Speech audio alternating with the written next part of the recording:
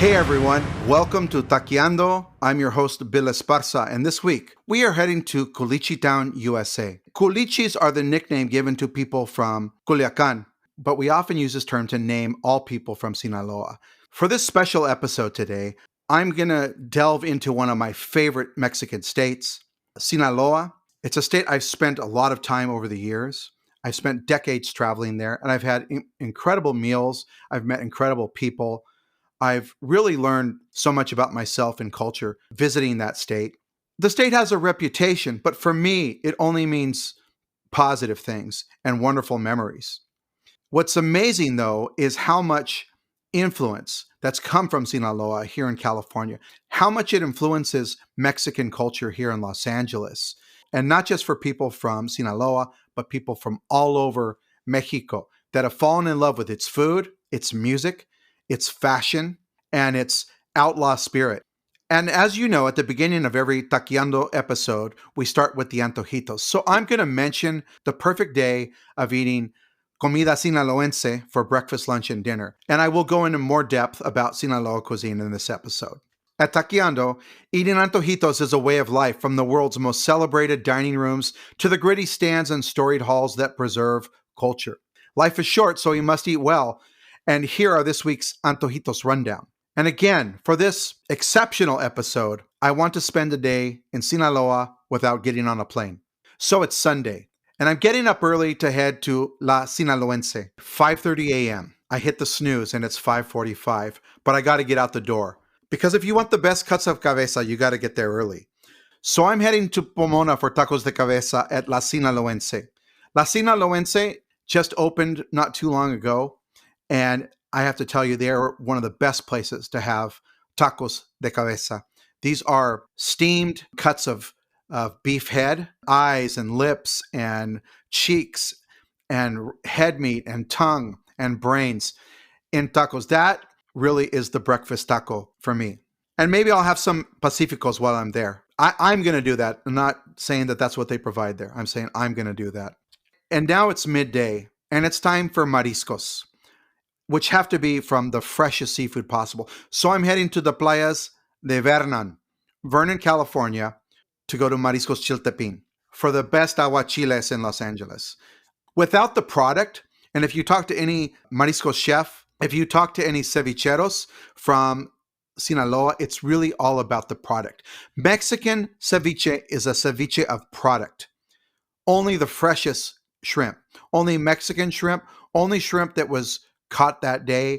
It's hauled in from nearby waters and prepared with chile verde, limon, sal, and whatever salsas. It's all about the fresh seafood. Francisco Leal at Mariscos Chiltepin is a chef who really knows his seafood. He brings in Mexican shrimp. He makes beautiful aguachiles with different spice levels, with chile chiltepin, with salsa negra. And he even does something you won't even find in Sinaloa. It's ghost pepper aguachile. Now, that sounds like it's going to be really hot. He uses it for the flavor. It certainly is spicy, but I'm telling you, you have to have it. It's wonderful. And one of the beautiful things about living in Los Angeles is that you can go hear live banda, just like in Sinaloa. So I'm going to go catch the Banda MS show, one of my favorite banda groups from Sinaloa. After the show, I've heard all the hits. We've danced, we've sang, we've drank lots of chelas, and now I'm in the mood for chorreadas. Chorreadas are a famous taco from Mazatlan. Now, when I first moved to Los Angeles, there were no Mazatlan taqueros, but you can find them almost anywhere in Los Angeles right now in the Mexican barrios. Chorreadas are like thick tortillas or like sopes. They're with asientos, melted cheese, carne asada on top, salsas, simple, flavorful salsas. And also they have tacos de carne asada and other types of simple dishes that you'll find. You'll find this everywhere in Mazatlan. The taqueros come from El Verde. And just like in Mazatlan, you can find really carne asada tacos that are just as good here in Los Angeles. For me, I'm heading to Tacos La Carreta. This is the perfect day of eating purely original, regional Sinaloa food right here in Los Angeles. But how did we get here? According to Arturo Lizárraga Hernandez, a researcher from the Autonomous University of Sinaloa, there are 4 different ways that immigrants from Sinaloa arrived here in California. The principal route is La Ruta Mixteca of day workers and farm laborers. The second route are farm workers from the mountainous zones around Badiraguato, which has a lot of people. There's a lot of people from this town that came here in the 80s and the 90s. The third route is people just making their way to the United States for work or for family. And then also there's another route where Sinaloans are going to other states. But 60% of people from Sinaloa come here to California. They're coming mainly from 3 areas: the municipalities of Mazatlan, Culiacan, and Ahome. Now, in the previous decades, so you go back to the 80s and 90s, they were coming from rural areas. But today, it's these urban centers where most of the people are coming from. In the 2020 Mexican census, Sinaloa has emerged as the 13th state with the highest foreign immigration. And from that census, they also stated that it was family reunion. Sinaloenses have strong family ties here in Los Angeles, and also coming here for work, of course, and to study. One of the Sinaloenses that's had a huge influence on culture here in Los Angeles is taquero José Morales, owner of Tacos La Carreta. Well, my parents, they came over around 1988, 89. They chose LA because the city of Paramount is a city full of people from Sinaloa. So I guess this was where everybody came. It's not easy over there, and people they find a way to have a better living here in LA. Another very famous Sinaloan here in Los Angeles is Chuy Ruiz, an influencer and restaurateur known popularly on his Instagram and TikTok as Chuy Patabionica.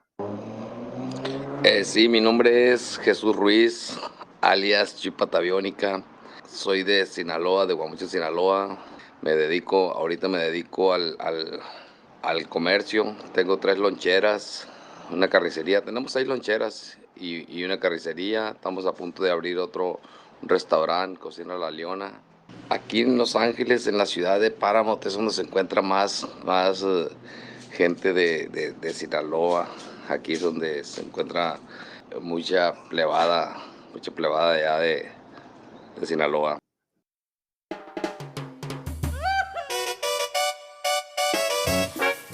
So I first fell in love with Sinaloa decades ago, traveling through Mexico. Now, when I first moved to Los Angeles, it was 1995, and you didn't really hear much about Sinaloan restaurants. And certainly if they're the ones that were here, we're not serving regional cuisine. They weren't representing specific places. By 2000, I was on tour with Marisela, playing saxophone with this very famous Mexican pop artist. And one of her biggest audiences was in Sinaloa. And I spent so much time there, playing in Mazatlan, Sinaloa, Los Mochis, playing in the small towns there, not just these urban centers, but playing all over at beach towns. And we would play there 3 or 4 times a year, sometimes more. So I was going back there all the time. Sometimes I'd even stay back. I'd just skip the return flight and just stay for a week and make my way back. And there I fell in love with the seafood, the mariscos in Mazatlan. And I started to learn how they were different in Mazatlan and Culiacan and Los Mochis. And I got to know the cenadorias and the wonderful antojitos culture of Sinaloa, and all the fondas and street food stands serving breakfast and taquerias, and really knowing the regional differences and experiencing that. And of course, when I came back, I was looking for that. I was looking for that here in Los Angeles and wasn't able to find it. And as I traveled through the barrios of Los Angeles and through Mexico, it's like wherever I went, banda music and corridos from Sinaloa were the soundtrack of all these parties, the state fairs in Mexico, and all celebrations. I didn't hear it when I was a kid. I didn't hear banda music. While I was born in the United States, my dad was born in Mexico, and my grandparents, and their generations didn't listen to the music, and I didn't hear it growing up. It really wasn't until millennial immigrants came that I started to hear banda being played all the time, like I would hear in Mexico. And of course, right now, everyone's going to Mexico City. And what's the hottest seafood restaurant in Roma Norte that they talk about? It's Culiacan style mariscos, mi compa Chava. Everybody's going crazy over these seafood towers, aguachiles, and basically seafood that I was very familiar with in the early aughts and the teens traveling through Sinaloa. Also during this time on tour at the palenques, where we would play, everyone would be dressed in this sort of mafioso, this mafia culture that was fashion. I liken Sinaloa to Sicily in the sense that it has this gangster outlaw culture that has a long history, that's notorious, but has influenced fashion. The buchones and buchonas that I saw at the palenques, dressed in cowboy boots and fancy belt buckles and expensive hats and designer jeans and designer bags, all the global luxury brands that have sort of influenced the current generation of young Mexicans really comes from Sinaloa. But besides that, the people are super cheerful. They're daring. They have bravado. They're full of life. And that's what really attracts me to Sinaloa. For many people from Sinaloa, it's not flattering to hear about the things that are happening in their state and in their towns. While it might play well on social media and in movies, in real life, it's the feeling of danger and insecurity. But I want to make sure at a time when Mexico and Latinos are under fire by the Trump administration and are demonized on a daily basis, are dehumanized on a daily basis, and persecuted and the victims of state violence on a regular basis. That when it comes to the drug trade, America is the consumer of drugs. The biggest gangster, the biggest transaction in the drug trade is money laundering. U.S. banks launder the money in the drug trade. U.S. arms dealers supply the weapons in the drug trade. And the U.S. government has chosen to enforce only one aspect of this trade, drug money that's laundered in the United States. It's estimated that bank revenues are in the tens of billions of dollars a year. And we've done nothing about this. We've done only what amounts to a slap on the wrist, a day's loss of revenue for banks that are sanctioned. Only the Biden administration under Merrick Garland did one serious hit on a bank and really taxed them hard. Other than that, we're doing nothing about the banks. We're doing nothing about the weapons. And we are the consumer. We buy it. We are all part of this trade. United States is really the bigger problem than petty drug smugglers.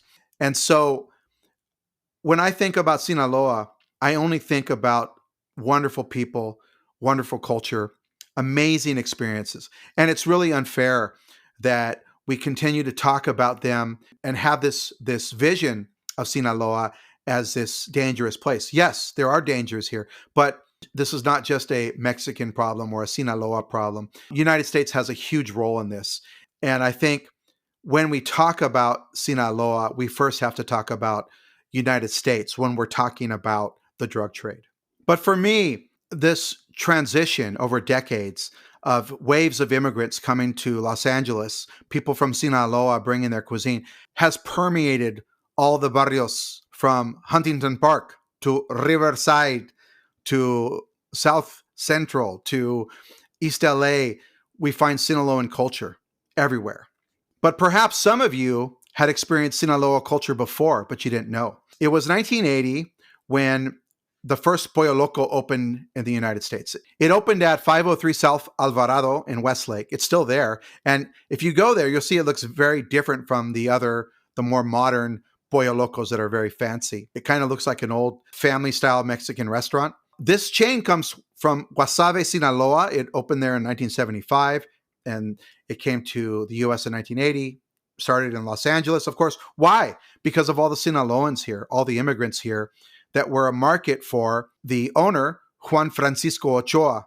Now, after I moved to Los Angeles in 95, and so the first places that I knew about at that time, and probably I didn't start going to them till the early aughts, what were places like El Sinaloense, which opened in 1996. Now, that to me was the typical Sinaloan restaurant of its time that had breakfasts like chilorio, machaca, those frijoles puercos, coditos, the cold pasta plates, and barbacoa, the stewed barbacoa, not the pit roasted style. And you would go there for breakfast. So it was really like fonda food or comedor food. But then in the afternoon, they'd have mariscos as well, and they weren't, you know, not the kind of mariscos that we're seeing now where it's really fresh products and everything, but it did satisfy, immigrants that were here in the early aughts from Sinaloa, that they had to have some place to get their food.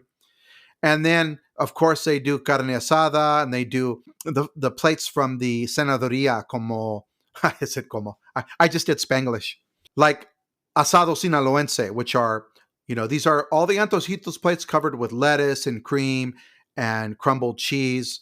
So asado is like a steak dish with all these dressings on it. And then in the evenings, you'd go to places at the local senadorias like Gumacus for enchiladas sinaloenses, flautas, gorditas, enchiladas. Of course, every Mexican state has enchiladas, but every state is different. Different flavors, different salsas, different cheeses, different shapes, different presentations. Now, our episode today is named after Culichi Town, the restaurant that was opened in 2011 by mega restaurateur from Culiacan, Misael Guerrero, who has all these restaurants, including that viral restaurant that was on TikTok with all the crazy dancing and the airplane full of shots, Mama por Dios. And he also is the restaurateur behind Los Amores de Julia, El Ricky Marisqueria, which is opening in Tijuana. It's I think they have one in San Diego. They're also doing Tijuana. El Rincón de los Dolidos. This guy is making chain after chain after chain. But the first one was Culichi Town, which is a really fitting description of Los Angeles. And we're talking, the first waves of Sinaloenses were in South Central, and that's where a lot of their restaurants were. And then they moved out to when the B paper loans came out and all the real estate industry was deregulated. Everybody headed out to the Inland Empire, to Pomona, to Rialto, to San Bernardino to buy 2-story houses with kitchen islands. So you have a big wave of Sinaloans that moved out there between 2006 and 2009. And then another really interesting thing that happened, how Sinaloan culture has been tropicalized here in Los Angeles. Now, tropicalizado is a term you say in Spanish to mean how a culture changes. It doesn't really work in English the same way, but I'm going to use it in its translation as tropicalized. How roving banda groups that would go to mariscos places on the beach, and they would play from table to table for tips. That actually became a full-on concert. So Marisquerias Huevanda, yeah, it was popular in Mexico and Sinaloa. It's always been like that you go to a marisqueria and you find the banda there. But it was more of a thing that they used to go play in your table, and they used to ask you how many songs. It wasn't like a concert type of a marisqueria. I think that became more popular around 2009, 10 with Culichi Town. They started the marisco sushi thing with banda, but it was more like of a concert type of thing. And I think that became a boom more with like the LA people. The LA people started to going to those type of places, and it became a boom like with like Hector's, Mariscos Mi Lindo Sinaloa. But right now, in reality, people from Sinaloa don't really go to those spots anymore. It's more like the LA people, different states, from different states. I mean, it's something fun, but it's not that popular with our Sinaloa people anymore. The most recent wave of Sinaloan restaurants came within the last decade, and that has escalated within the last 6 years, starting with Tacos La Carreta in 2015 when they opened their first carne asada cart. This was in Compton. Compton also has been historically a place where a lot of people from Sinaloa live and open businesses. Of course, they're opening to serve their own community. And Tacos La Carreta started in 2015 in a cart that was parked in the parking lot of an auto shop. And they were really the first ones to popularize carne asada estilo Mazatleco from Mazatlan. The chorreadas, the vampiros, the tacos de carne asada done properly, the way they do it in Mazatlan. There had been carne asada stands before that from Sinaloa, but not this specific tradition, which is really the most dominant carne asada tradition in all of Sinaloa. And it's so popular, it's spread all over Mexico and the United States. And people from Culiacan really love tacos. They could eat tacos every day, to be honest. I have customers that go every day.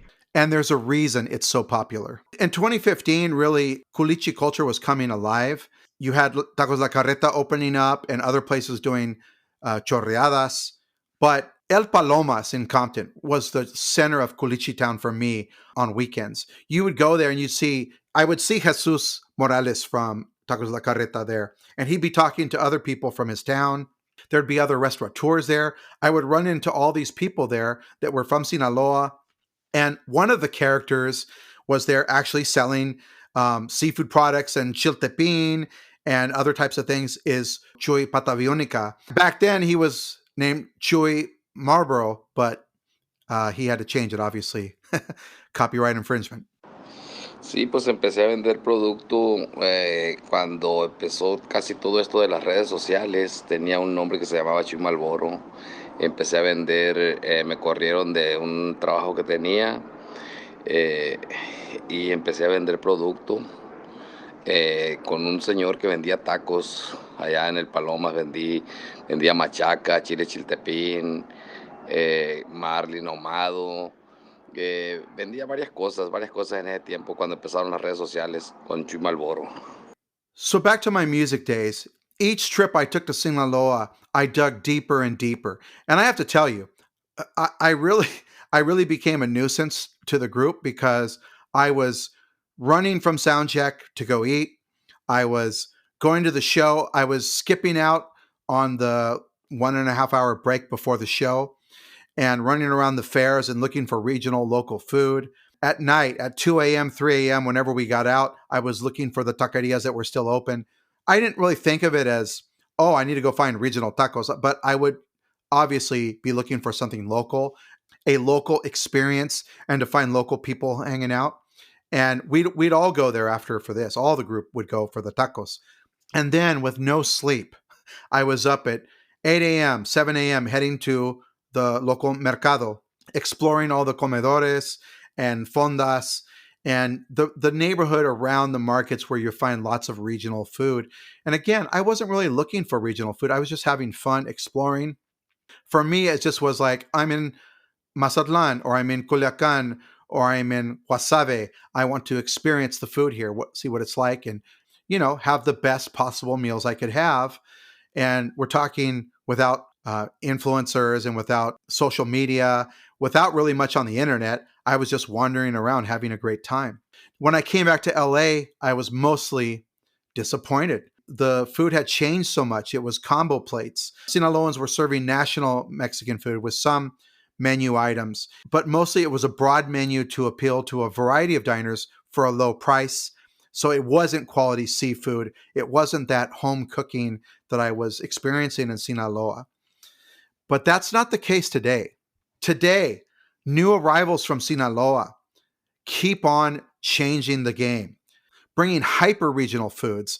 And now, since the pandemic, it's broadened and people have opened up businesses in their backyards, more food trucks, more food stands. Everybody's hustling to try to survive. I recently wrote about tacos de cabeza la Sinaloense in Pomona for my Eater 38 Tacos guide. I updated the guide to include them. And what an amazing experience. It's a front yard restaurant. And again, you got to go there early. You want to get the good cuts. You want to get the eyes and you want to get the tongue. Hey, the steer only has one tongue, my friend. So there's lots of head meat. There's going to be less cheeks, but tongue, brains, eyes, lips, those are going to go quick. And you want to get there for that, for all these wonderful textures. A wonderful way to experience that dish is in tacos, but also cabeza en caldo, to have the cabeza meat inside of a soup with the stock, and then have tortillas and make your tacos on the side. So I recommend the cabeza en caldo. Dress it with onions, cilantro, chile chiltepín, which you can just add that to the tacos. Now, this is the key at La Sinaloense. Get an order of tortillas smeared with melted cheese and asientos. That's melted cheese and lard. unrefined, dirty lard, and use that to make your tacos. That, I'm telling you, that is the ultimate Mexican breakfast. So for those of you that recall the infamous breakfast burritos episode, why are we eating breakfast burritos when there are tacos de cabeza? I don't even know. I don't understand you people. Another wonderful breakfast tradition is to have machaca or chilorio. Now, I see lots of there's all kinds of places for this now. There's a lot of pop-ups and I see even these backyard restaurants, but there are brick and mortar places where you can get this cooking, and it's just as good as those places. And the chilorio and the machaca at Sinaloa Express, I love that place, and they've been around for a long time. And so I do recommend either going there for chilorio for breakfast, which is like pork in salsa, like it's a shredded pork in a salsa. It's a guisado. And then you have machaca, which is reconstituted beef jerky. It's like a soft jerky. Either you can have it with eggs or with onions and bell peppers. Order up on your beans, my friends. Upgrade to frijoles puercos. It's an extra charge, but you want those beans. Those are the real beans. Otherwise, you get the affordable beans, which most Mexican restaurants serve, because beans are expensive. So if you want to put stuff in them and make them flavorful, get the frijoles puercos at Sinaloa Express. And also the coditos, the cold pasta salad. You want to have that plate. Or the barbacoa plate, which is stewed beef with vegetables. A wonderful dish for breakfast. That is a desayuno sinaloense. We eat meat for breakfast in Sinaloa. In Mexico, we don't eat lunch. We eat la comida, which is the big meal of the day. And for this cuisine, I'm recalling many, many trips to the beaches of Sinaloa, to Playa Maviri, Topolobampo, which are in the municipality of Los Mochis, to Altata, Mazatlan, and Isla de Piedra, where you can find the best pescado zarandeado. Esquinapa for their wonderful tamales barbones, which are shrimp tamales with the little antenna sticking out. To experience la barra fría, la barra caliente, and la parrilla for pescado zarandeado. We're talking aguachiles, pescado zarandeado, tacos de marlin ahumado, callo de hacha, made from the most incredible shellfish on earth. So for me, la comida in Sinaloa is a quest for seafood. Now, what has changed the mariscos culture here in Los Angeles has been the availability of fine products. People started to bring these things in, like callo de hacha, and making their own callo de lobina, bringing in fish, bringing in Mexican shrimp, other types of products, clams, chocolata clams, reina clams. All these fresh products have been coming across the border. You can find Sinaloans all over the place advertising, showing off an icebox full of callo de hacha. People like Chuy and other entrepreneurs have been bringing in fresh seafood now for over a decade. And that's what really has changed mariscos culture here in Los Angeles. You cannot have a great aguachile without fresh shrimp from Mexico. It does not work. It does not have the same flavor. It's almost like, how Heinz ketchup, you can't swap that out. The flavor of the shrimp from Mazatlan, from those Pacific waters, is really special, and it's essential to the aguachile. And that's why it's such a simple dish. It's just fresh shrimp, not cured, with a pour over of lime and chile jalapeno or chile serrano and salt, and that's it. It's designed to showcase the shrimp and also give you a spicy dish. It's a spicy ceviche with the vegetables on the side. And these products have become available in recent years. But mostly you see lots of people doing botanas, where they do snack trays. And they're beautiful, but they don't really offer the special dishes that you find in Sinaloa. That is until the arrival of Mariscos Chiltepin. Chef Francisco Leal first came to our attention with the opening of Del Mar Ostionería. He's the chef of that project, which they will be back soon. But on the side, he's been running his pop-up in Vernon, where he's doing really, you cannot get better aguachiles in town. If you want to learn about aguachiles and you want to experience the real flavor of Culiacan, you go there. It's hard to find. It's on a side street. I do recommend reaching through his Instagram before you go to make sure he's going to be there, because if he's got a catering job or something else, he's not there. So I always check in. And you also might want to ask what he has that day, because he sometimes gets special products. But with him, he will not serve gallo de hacha unless it's firm and fresh. That product does not travel well. I've been to many places that offer it, and when it's flabby and it's lost kind of its flavor, it's not really the same experience at all. So I trust that when he has it, it's going to be super fresh. Ok, pues mi nombre es Chef Francisco Leal, soy propietario de Marisco Chultepín y asesor del Mar Ostionería. Soy el chef principal del negocio, y estamos aquí en Los Ángeles, compartiendo gastronomía sinaloense. Un buen cocinero, un buen chef, siempre va a pedir que su producto sea fresco, principalmente lo más fresco posible, ¿no? Entonces, desde mi punto de vista, esa es la clave y ese es el punto en el que es tan popular. Dice, nunca había comido algo así. Sí, porque en el interior o lugares donde no está cerca el mar, pues tienen que comer productos congelados, productos procesados, productos enlatados, pues no es lo mismo, ¿no? Entonces, voy a hacer aquí un paréntesis porque siempre lo comparo. La cocina japonesa, como el sushi, pues esa es su clave, la frescura, ¿no? En Sinaloa, parte de su clave es la frescura y los procesos que se utilizan en el momento, en el instante, el producto, el mejor limón, el mejor camarón.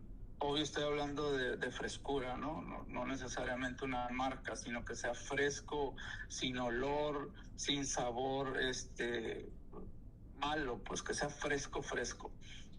Ese es mi punto de vista. The other is a chain from Culiacan called Muelle Ocho. Now, they opened as a brick and mortar a couple years back, but had to close. Now, the original owners of the business in Culiacan have opened a food truck.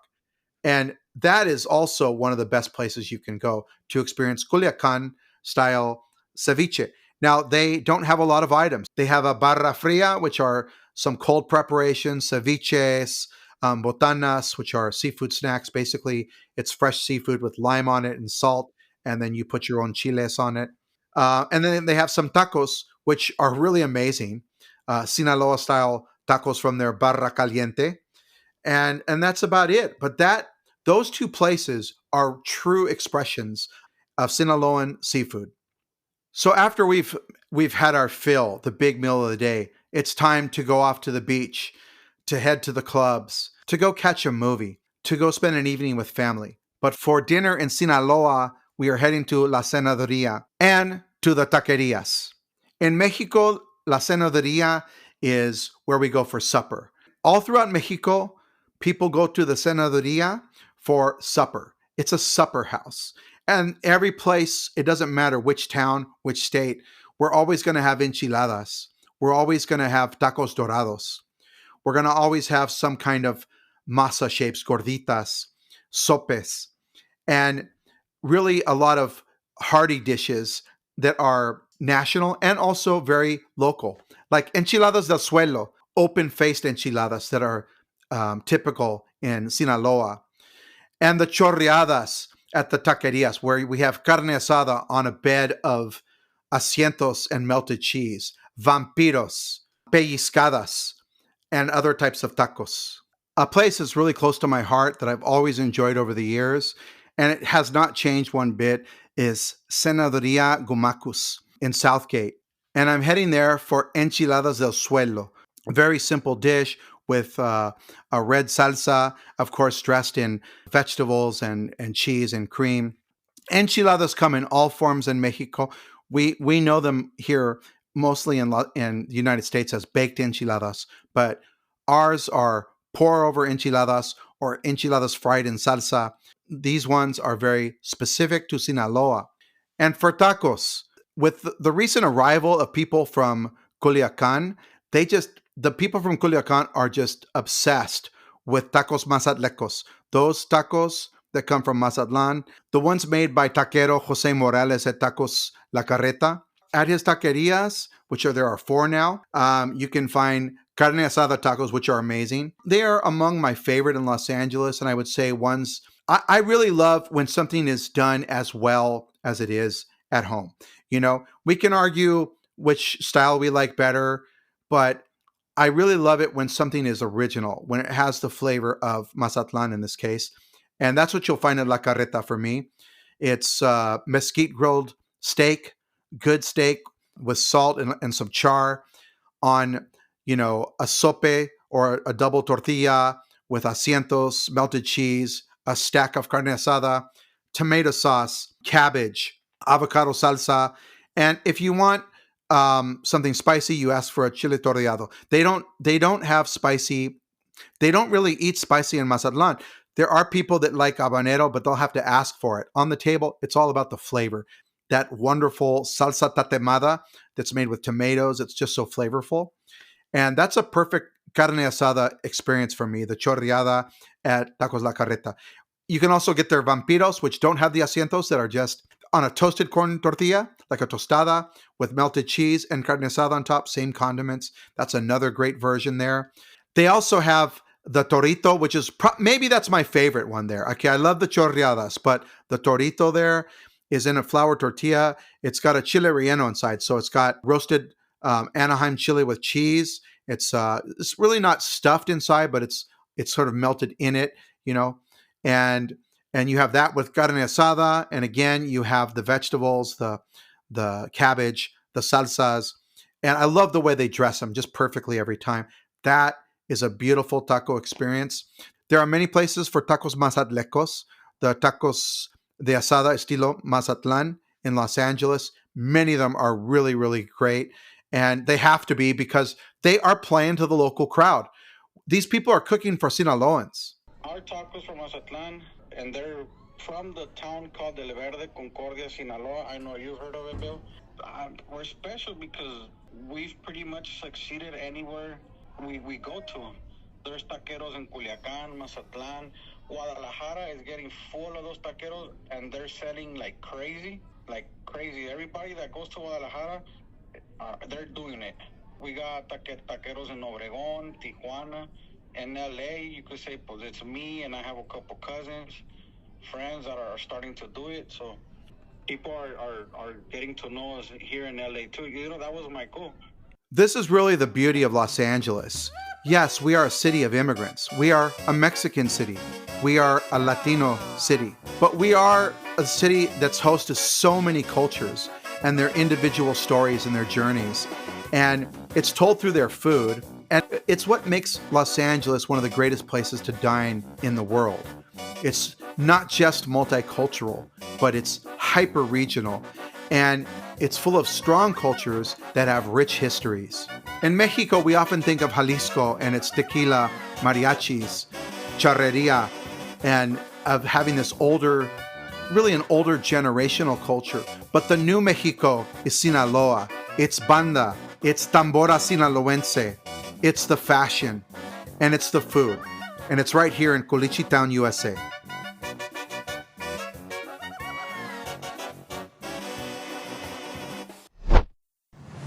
Thank you for tuning in to the Taqueando podcast this week. And be sure to tune in next week for another episode. And please leave us a rating or review wherever you listen to your podcasts.